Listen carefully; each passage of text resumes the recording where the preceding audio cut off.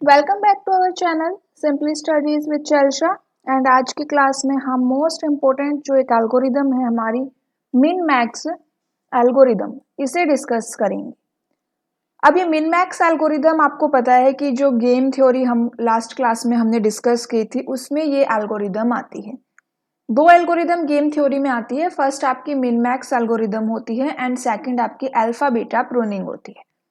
आज हम min max के बारे में देखेंगे, फिर देन इसका एग्जाम्पल कैसे सॉल्व किया जाता है वो हम यहाँ पे स्टडी करेंगे।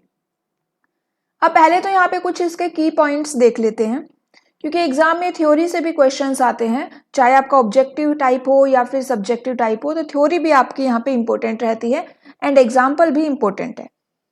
अब यहाँ देखिए कि जो मिन मैक्स एल्गोरिदम है, पहला पॉइंट इसका क्या रहेगा कि ये आपकी रिकर्सिव एल्गोरिदम है या फिर हम इसे बैक ट्रैकिंग एल्गोरिदम भी कहते हैं। क्योंकि जब आप एग्जाम्पल सॉल्व करेंगे तब आप देखेंगे कि इसके अंदर जो वैल्यूज है वो बैक ट्रैक होती है, तो ये आपकी एक रिकर्सिव और बैक ट्रैकिंग एल्गोरिदम है। सेकेंडली, जो मिन मैक्स एल्गोरिदम है वो आपकी decision making and game theory में यूज होती है। ठीक, कहाँ यूज होती है? डिसीजन मेकिंग में एंड गेम थ्योरी में हम इसको यूज करते हैं to find the optimal move for a player, assuming that your opponent also plays optimally.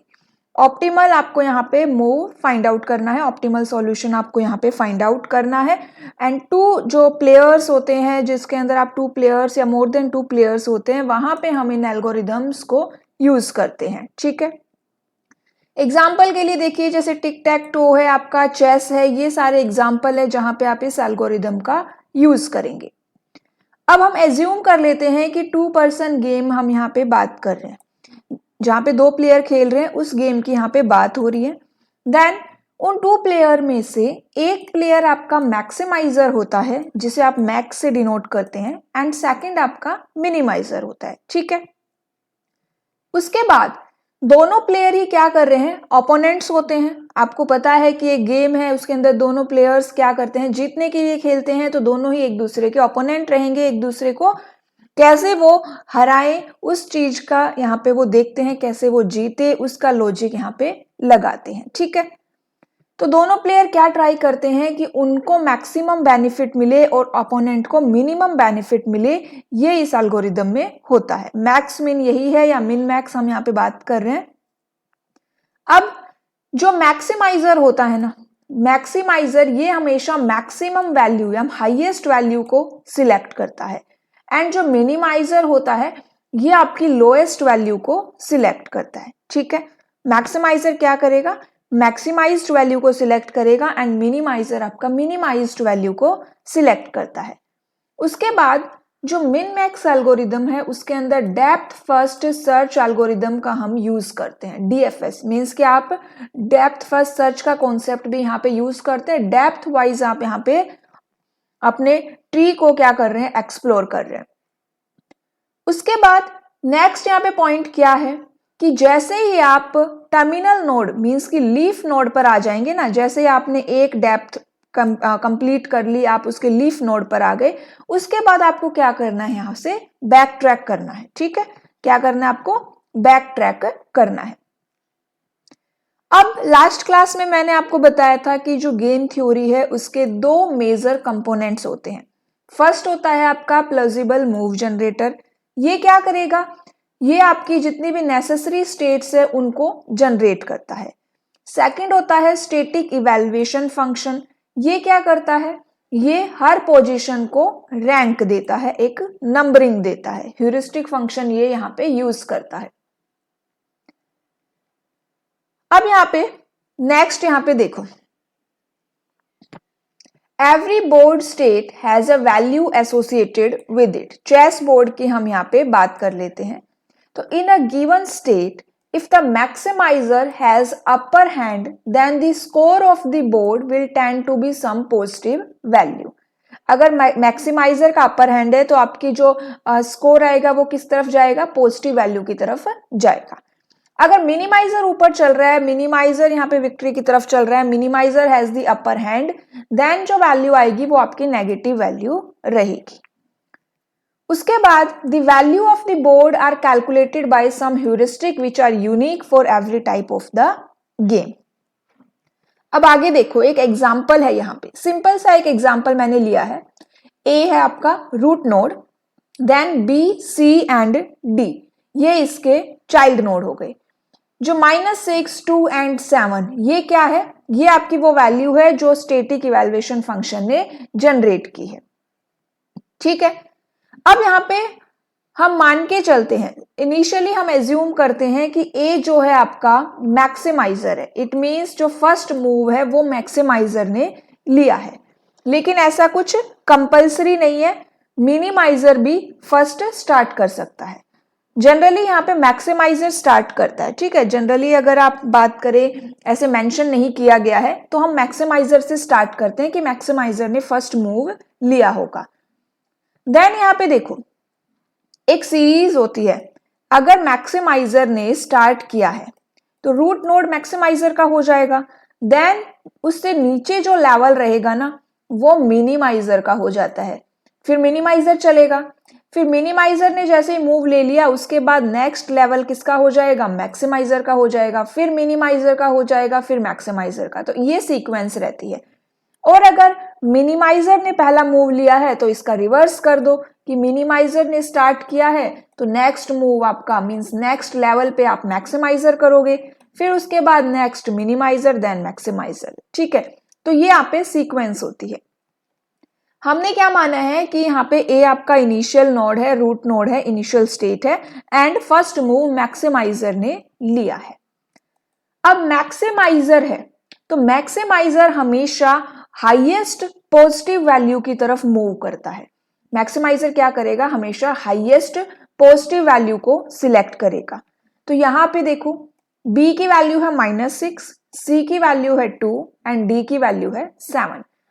ए क्या है? मैक्सिमाइजर, तो ये क्या करेगा? हाईएस्ट जो आपकी पॉजिटिव वैल्यू है वो सिलेक्ट करेगा, वो क्या है आपकी 7, और जो किसके पास है? डी के पास, तो ये किसके पास मूव करेगा? डी के पास मूव करेगा, एंड देन ये वैल्यू बैक ट्रैक हो जाएगी और किसके पास जाएगी? ए के पास चली जाएगी।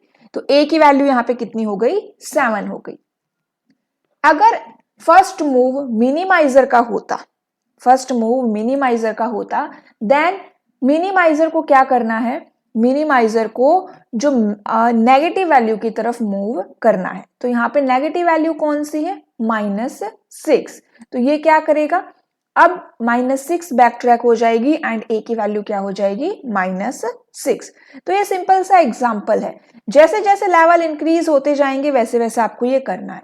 एंड ये भी ध्यान रखना, ये जो वैल्यूज होंगी ना, ये हमेशा आपको लीफ नोड पर और टर्मिनल नोड पर ही मिलेगी।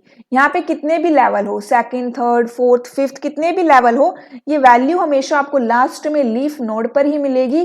देन इन वैल्यूज को आपको बैक ट्रैक करके बाकी लेवल्स को वैल्यू देनी होती है। ठीक है, समझ में आ गया? सिंपल सा एग्जाम्पल था।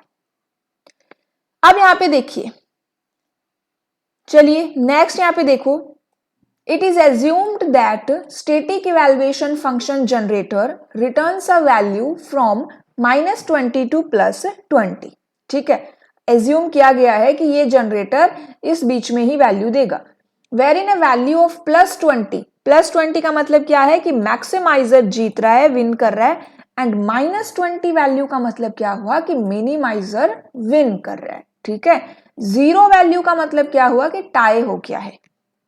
चलिए, इतना समझ आया? अब यहां पे नेक्स्ट देखते हैं, एक और एग्जांपल यहां पे लेते हैं। अब इस एग्जांपल में एक लेवल और इंक्रीज हो गया है। एज्यूम किया गया है कि मैक्सिमाइजर ने ही फर्स्ट मूव लिया है, तो एम यहां पे क्या हो गया? मैक्सिमाइजर, ये मैक्स हो जाएगा।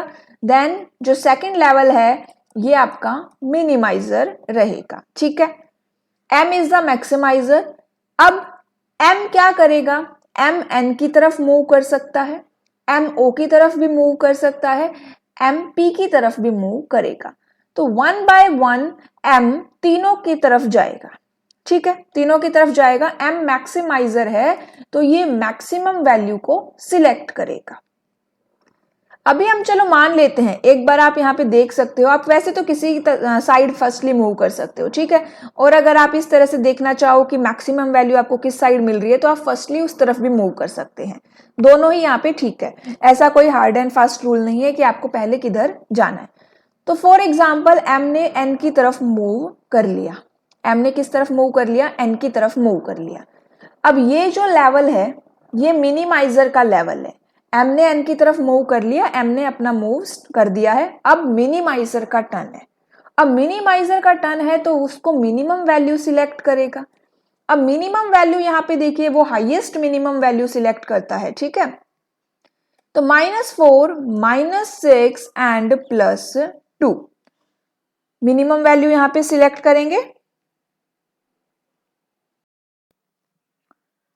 अब यहाँ पे मिनिमम वैल्यू क्या है, तो मिनिमम वैल्यू यहाँ पे देखिए मिनिमाइजर कितनी वैल्यू सिलेक्ट करेगा, -6 एंड देन ये वैल्यू बैक ट्रैक हो जाएगी, कहाँ पे जाएगी, n के पास जाएगी। तो अब n की वैल्यू कितनी हो गई यहाँ पे, -6 हो गई, ठीक है। अब यहाँ पे m ने क्या किया, m o की तरफ मूव करेगा। तो m अगर o की तरफ मूव करता है तो o भी क्या है, आपका मिनिमाइजर ही है। एंड देन ये भी क्या करेगा, मिनिमम वैल्यू यहाँ से सिलेक्ट करेगा। तो TUVW इनमें मिनिमम वैल्यू है हमारी 0, देन ये वैल्यू 0 बैक ट्रैक हो जाएगी और O के पास जाएगी। फिर उसके बाद M क्या करेगा, P की तरफ अगर M मूव करता है देन +4 एंड +3 मिनिमम वैल्यू क्या रहेगी, +3। तो यहाँ पे ये वैल्यू बैक ट्रैक हो गई। अब NOP तीनों की वैल्यू हमें मिल गई है। अब यहाँ पे हम क्या करेंगे, M यहाँ पे क्या था, मैक्सिमाइजर था। M क्या था, मैक्सिमाइजर था। अभी तक हम क्या कर रहे थे कि मान लो M ने N सिलेक्ट कर लिया, M ने O सिलेक्ट किया, अगर M ने P सिलेक्ट किया, ऐसे, ठीक है। तो अगर वो ये सिलेक्ट करता है तो उनको ये वैल्यू मिलती है, ये वैल्यू मिलती है। अब M के पास वैल्यूज है, अब M के पास वैल्यूज है तो M एक मैक्सिमाइजर है, मींस कि वो मैक्सिमम वैल्यू सिलेक्ट करेगा। तो मैक्सिमम वैल्यू कितनी हो जाएगी, +3 एंड ये वैल्यू यहाँ पे बैक ट्रैक करेगा। तो यहाँ पे जो हमें मैक्सिमम वैल्यू मिली वो क्या है, +3। तो इसी तरह से आपको क्या करना है, ये प्रॉब्लम सॉल्व करनी है, ठीक है। अब यहाँ पे हमने क्या एज्यूम किया था कि फर्स्ट मूव हमारा मैक्सिमाइजर का है। अगर फर्स्ट मूव आपका मिनिमाइजर का होता, मान लेते हैं कि फर्स्ट मूव हमारा मिनिमाइजर का है, तो ये क्या हो जाता, ये मिनिमाइजर होता। देन नेक्स्ट मूव आपका मैक्सिमाइजर का रहेगा। अब अगर M ने N को सिलेक्ट किया, M ने N की तरफ मूव किया, देन N एक मैक्सिमाइजर है। अब मैक्सिमाइजर मीन्स कि वो मैक्सिमम हाईएस्ट पॉजिटिव वैल्यू लेगा। पॉजिटिव वैल्यू यहाँ पे +2 है, तो अब N के पास कितनी वैल्यू गई, +2 गई। सेम O क्या करेगा, मैक्सिमम वैल्यू सिलेक्ट करेगा, वो क्या है, +7, तो यहाँ पे +7 आ जाएगी। P क्या सिलेक्ट करेगा, +4, तो यहाँ पे +4 आएगी। अब यहाँ पे देखिए M क्या था, मिनिमाइजर, वो मिनिमम वैल्यू सिलेक्ट करेगा। अब मिनिमम वैल्यू यहाँ पे क्या है, मिनिमम वैल्यू है +2, देन M के पास क्या जाएगी, +2। तो ये क्या हुआ, जब मिनिमाइजर ने फर्स्ट मूव किया, एंड इससे पहले हमने क्या देखा कि मैक्सिमाइजर अगर फर्स्ट मूव लेता है, जनरली हम एज्यूम करके चलते हैं कि मैक्सिमाइजर का फर्स्ट मूव रहेगा। कॉम्प्लेक्सिटी की बात करें तो OBD आपकी ये क्या है, यहाँ पे टाइम कॉम्प्लेक्सिटी रहेगी ये, एंड स्पेस कॉम्प्लेक्सिटी OB/D ये हमारी इसकी स्पेस कॉम्प्लेक्सिटी है, ठीक है। तो ये टाइम कॉम्प्लेक्सिटी है एंड ये आपकी स्पेस कॉम्प्लेक्सिटी रहेगी। ड्रॉबैक क्या है, अब जो मिन मैक्स एल्गोरिदम है उसका मेन ड्रॉबैक क्या है, तो ये एल्गोरिदम काफी स्लो है। जो कॉम्प्लेक्स गेम्स होते हैं उनके लिए ये एल्गोरिदम काफी स्लो रहेगी। एंड इस ड्रॉबैक को इंप्रूव किया गया, इस लिमिटेशन को इंप्रूव किसमें किया गया, अल्फा बीटा प्रूनिंग एल्गोरिदम में किया गया, जो हम नेक्स्ट क्लास में डिस्कस करेंगे। तो आई होप आपको मिन मैक्स एल्गोरिदम समझ में आई होगी, कैसे हम इन एग्जाम्पल को सॉल्व कर सकते हैं। तो आप कितने भी लेवल यहाँ पे इंक्रीज कर सकते हैं, ठीक है। आप अगर मैक्सिमाइजर से स्टार्ट कर रहे हैं, फिर आप देख लीजिएगा नेक्स्ट मिनिमाइजर हो जाएगा, फिर मैक्स, फिर मिन, फिर मैक्स, फिर मिन, लास्ट में आपको यहाँ क्या मिल रहा है, और इसके नीचे आपको लीफ नोड मिलेंगे जिनकी वैल्यूज रहेंगी, ठीक है। फिर यहाँ पे जो आपने लेबल दिया है उसके अकॉर्डिंग वैल्यूज सिलेक्ट कर लेना। फिर वो वैल्यू यहाँ पे बैक ट्रैक हो जाएगी, फिर उसके बाद जो यहाँ लेबल था उसके अकॉर्डिंग इनमें से वैल्यू सिलेक्ट होगी। तो इस तरह से आप रूट नोड की वैल्यू यहाँ पे फाइंड आउट कर लेंगे। ठीक है, चलिए अल्फा बीटा प्रूनिंग के बारे में नेक्स्ट क्लास में डिस्कस करेंगे। आज के लिए इतना ही। Okay, thank you.